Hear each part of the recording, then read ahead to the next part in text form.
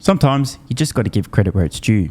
Ron Barron, back in April, with Tesla stock while he was on air $162 a share, making a bold prediction that Tesla stock would go up huge. You might note, by the way, Ron Barron doesn't have slickly gelled hair, nor is he currently wearing a suit. But what he does have is many billions of dollars under management and an incredible long-term track record. The man oozes credibility. There's a lot of exuberance over Tesla stock right now, all-time highs. A lot of people taking the opportunity to pick the stock up around $420.69 per share because why not? Believe me, it's still early, but this won't be the last time in the span of a few months we see Tesla stock collapse and then surge. While the stock was reaching 3-year lows, many people were selling, many people were panicking, many people were capitulating, freaking out, dumping the stock, screaming, oh my God, it's all over, no demand, margins collapsing, competition's coming, autonomy will never happen, blah, blah, blah, blah, blah. Not Ron. And I really want to drive this point home. I've been featuring some previous content from 6, 7, 8, 9 months ago for a reason lately. Make sure you're prepared the next time we see Tesla stock collapse. And let's see if we can gain any insights about the mindset from Ron Barron, who had the fucking balls to appear on CNBC and make a prediction that Tesla stock would surge when it was around 3-year lows. When you sold a few years ago, when you sold that stake, you did it because you were worried about the portfolio being too heavily invested in one particular stock. It's gone up 20 times, yes. Yeah, and it's gone up 20 times. Do you... By the way, it's not an intentional flex, but just imagine you're managing money for investors and your biggest holding increased not 1 or 2 times, not 10 or 20%, 20 times, got so big, such a huge proportion of your fund/funds that you had to sell just to allay some concerns that the entire fund was essentially Tesla stock. Do you hit that point again? Do you have to trim more just because you now have $3 billion? What did you say, $4 billion? I've got $4 billion. Yeah. I had $3 billion as of 3/31 today. It must be $4 billion? It's around, I don't know, it's around $3.5–4 billion, something like that. But the reason that you gave in the past wasn't that you didn't believe in it. It was just too big of an investment. It was just too big of an investment. Yes. So you hit that point again. Yes. Well, at some point, maybe. But I think SpaceX is going to be, I think we're going to make 20 times in SpaceX over the next 15 years. I think we're going to make a quadruple in the next 6 or 7. Can it be too big? Sure. So I'm always watching. Just because you're managing other people's money. But I do think that we're going to get a lot more money to manage, so therefore it's going to get diluted down by the new money coming in. Always thinking about how large the position should be. Yes, but so what do you think right now? The stock came out, the earnings this week came out. It was a disappointment for the quarter. It was the worst cash flow quarter that the company's seen in its history, but the stock was up 12% because Elon. So I have to jump in here. The story of the mainstream finance media, only ever interested in discussing the extremely short term. This quarter, this is how people get swept up in the fear and the uncertainty. You hear shit like this, oh my God, it was the worst quarter ever based on XYZ metric, oh no. People lose sight of the longer term picture. They panic sell.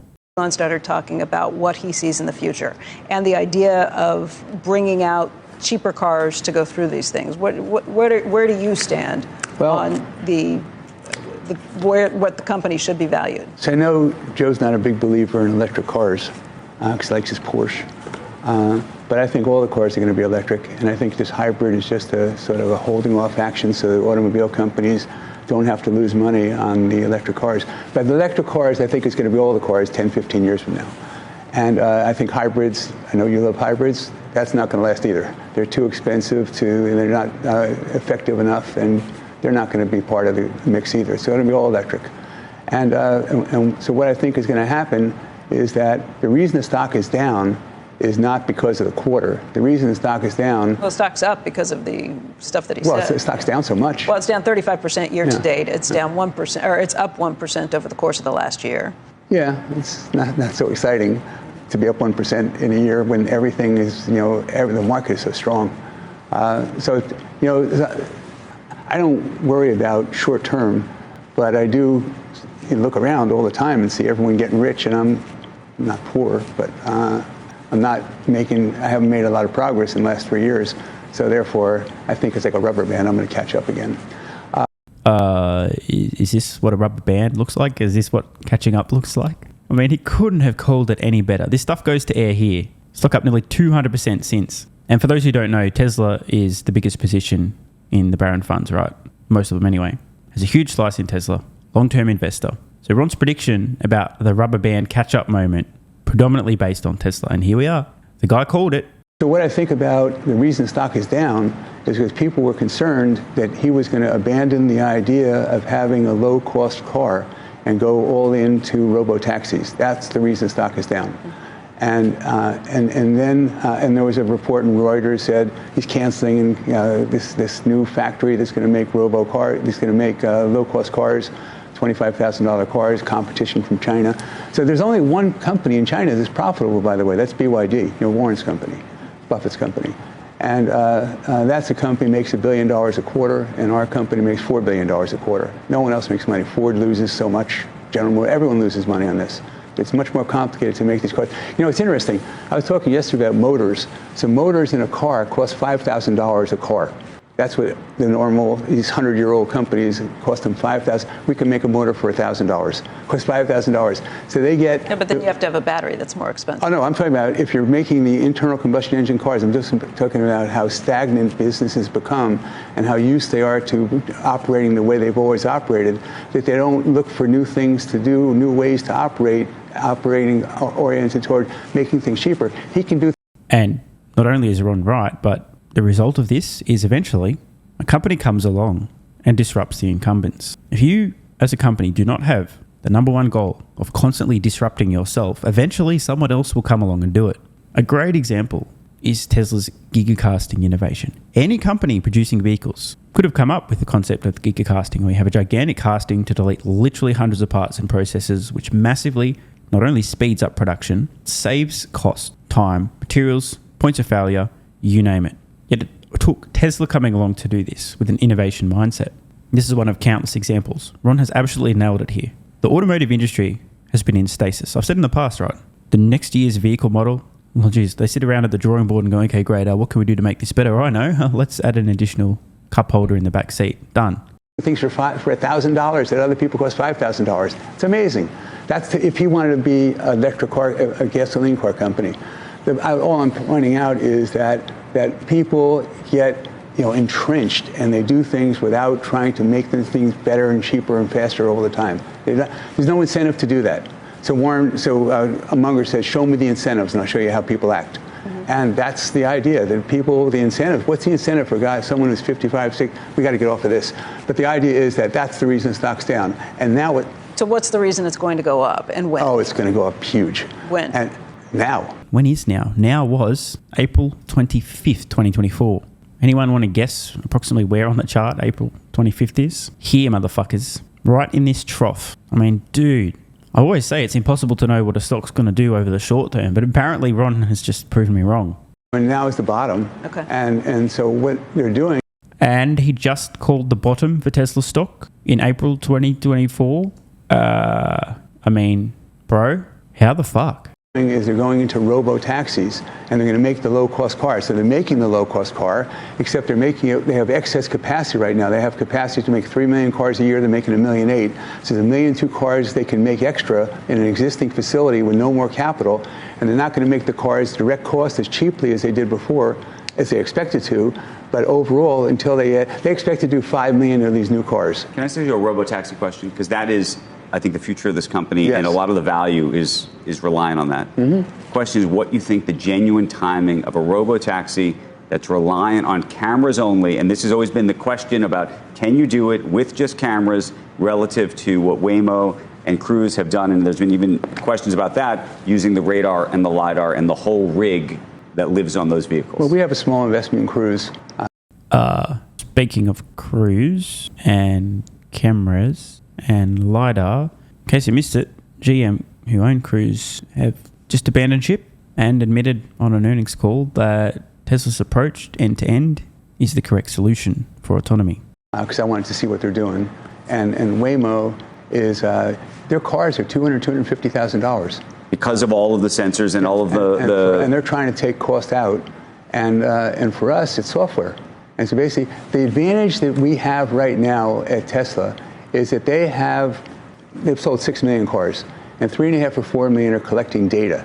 So the data is what's really valuable. They're doubling their amount of compute every 90 days. I don't disagree with you. The question is a timing question of how quickly you can actually put these things into the wild. I was just in California. Last Sunday, I was in Vail because I want to see what they're doing with AI in the mountain and capital spending. And then that was on Sunday. And then on Monday, I was in SpaceX in LA in the morning with some engineers and some finance people. And the afternoon, I went to Tesla, and I was with the autonomous driving people and also the compute people.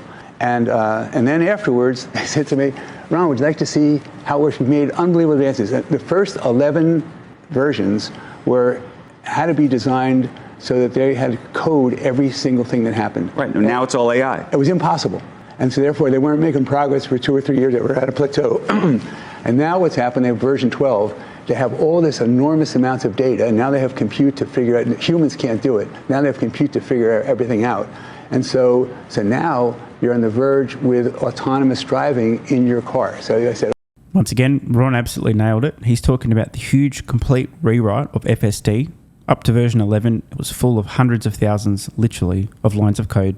This is a traffic light. This is what you do at a traffic light. This is how to read markings on the road. Explicit instructions for literally everything. Very cumbersome, but hey, it was working pretty well. The rewrite with B12, you literally just feed videos of good human drivers to the software, and it learns how to drive like a good human driver, through example, without 300,000 plus lines of code. This was a breakthrough moment. Ron got it, but almost everyone else completely ignored this or just didn't understand. It's only now, I think, that some analysts are starting to understand what not B12, but now 13, which is on the same architecture, end-to-end, is actually capable of doing. We're starting to hear the first few analysts say, I tried this software, it's actually pretty impressive. They're doing it only with vision. They don't have all this code they used to have. It's pretty incredible. Talk about a delayed reaction. Okay, show me. So we do the few hours, couple, 3 hours, and then before I'm going to go back to New York, I say, okay, so I want to see how it works. So we go into a parking lot, and we get into the car, and I have an analyst with me, and then they had the compute person, and they had an investor person. And so we're sitting in the car, and so where do you want to go? So I want to see Steve Jobs' house. And say, okay, so they punch in the address, and we get into the car drives around by itself. Didn't do it, all we did is punch it in. Drive around the parking lot, goes to the road, there's traffic going both ways. It looks both ways, looking for an entry to get in, gets an entry, pulls in, makes a left-hand turn, drives right behind cars in front of us. There's a stop sign. First car stops, goes. Second car stops, goes. We pull up the stop sign. And I just want to mention, right, the reason that Ronnie's explaining what just happened is because Andrew Sorkin there was saying, well, the question's always been, is it possible? Will it actually work with only vision when all the other companies have LiDAR and radar and 600,000 other sensors? Could it possibly work? We still don't really know. That's always been the question. And Ron's like, bro, here's a story of me using the software. It worked with pure vision. Hello. Car looks both directions, makes a right-hand turn. Just drives. And then all of a sudden there's a pedestrian crossing the street. The car stops to let the pedestrian cross the street. The pedestrian, I don't know if I was being set up on this, but the pedestrian waves, and then the car starts going again. Then it pulls up, then it makes a left-hand turn, and then goes in front of Steve Jobs' house. It's a nice house. It was just a house, though. I was expecting a house, but it was a house. And so stopped in front of Steve Jobs' house. Then he has that house, and he doesn't, his wife does, the house next door. Then they had looks like 3/4 of an acre for sale next door for $15 million. They didn't go back. That's a little creepy, it drove Ron. all by itself. Yeah, all drove by. Take me to stalk somebody's house. Drove all by itself. Do you notice that the panel don't actually seem to be registering what Ron's describing here?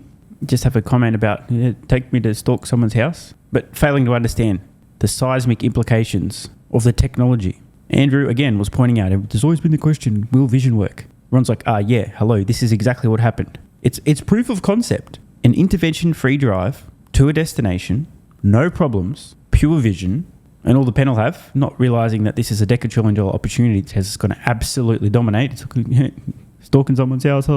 So what's going to happen is that I thought the idea had been that you're going to sell a lot of cars. So as a result of that, once they have those cars out there, you'll sell autonomous driving. And he said the other day that he's negotiating to sell autonomous driving for some other cars too. No one has the compute, no one has the data. That's the long-term thing. If Tesla's everywhere, just like the Tesla charging. If they're making cars, they make $7,000 in profit a car for a car they're selling for $35,000, minus the $7,500 credit. What's your timing? But just give me the timing. That's the whole game. Now. Now? It's now. Such a truly incredible interaction. The CNBS panel just don't seem to get it. Everyone's like, it's happening now. Autonomy's happening now. I just went for a drive in an autonomous vehicle now.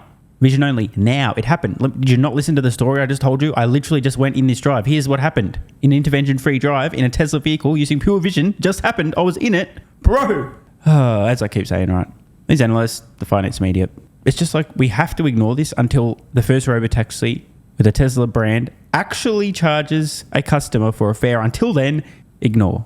What an absolute all-time call from Ron Barron too. Literally calling the bottom. I don't know. He must have a crystal ball. I don't know how. So my point here, in the future, given Ron's long-term track record, this isn't the first time he's made an incredible prediction around Tesla. I think it's safe to say he probably is credible when it comes to discussing Tesla. Meanwhile, wait, what's my editor doing on... I don't understand. Why is this weird thing just come up on the screen again? Someone will have to explain that to me in the comments below. Want more content? Early access? A bunch of perks? Click the links in the pinned comment.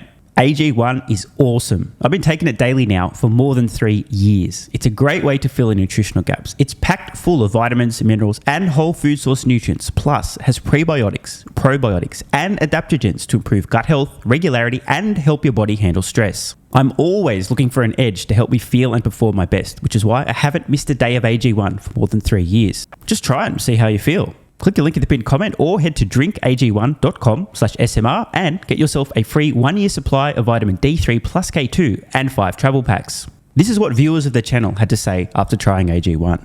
I feel like I have a lot more energy since I started on AG1. Just got my AG1 in the mail. Legit feeling the effects after day 3. 3 months ago, I started AG1 and have been enjoying the evenness of alertness and energy that lasts the day. I just started the wife on it too. Are you convinced yet? I mean, hey, it's worth trying, right? Click the link in the pinned comment or head to drinkag1.com/SMR, or I can keep going. This viewer, after about a month on AG1, definitely a lack of fatigue in the afternoon. Pleasant side effect is that my coffee intake has imploded and is almost down to 0. One more? Yeah, why not?